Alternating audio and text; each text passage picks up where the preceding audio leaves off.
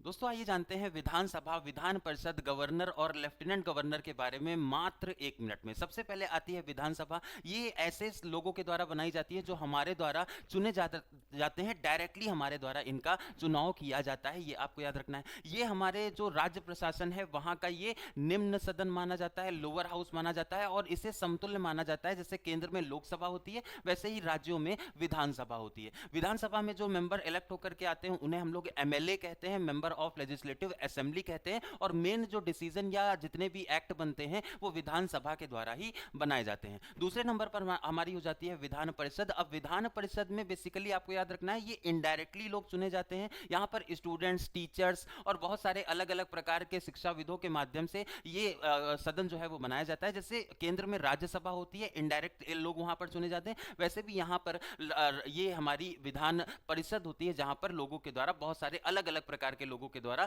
ये लोग चुने जाते हैं। इनडायरेक्ट मेथड ऑफ इलेक्शन यहां पर प्रोसेस होता है और इसे हम लोग उच्च सदन मानते हैं राज्य प्रशासन के लेवल पर। तीसरे नंबर पर जो हमारा टॉपिक था जो हमारे राज्यपाल हैं। राज्यपाल बेसिकली राष्ट्रपति के द्वारा एक इंसान नामांकित किया जाएगा कि वो राज्य के प्रशासन पर नजर बना करके रखे।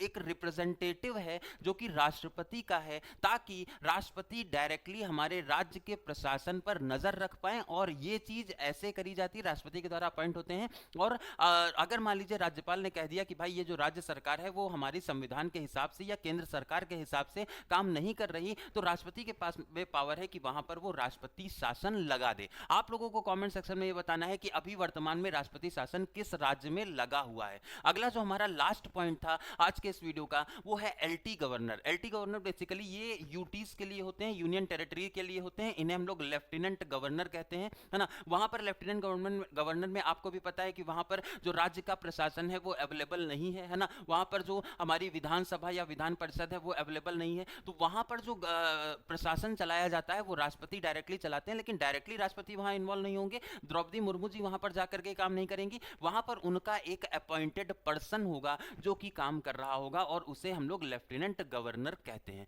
कैसी लगी इंफॉर्मेशन कमेंट सेक्शन में जरूर बताइएगा, और अगला शॉट आपको किसका चाहिए वो भी आप जल्दी से बताइएगा कमेंट सेक्शन में। नमस्कार।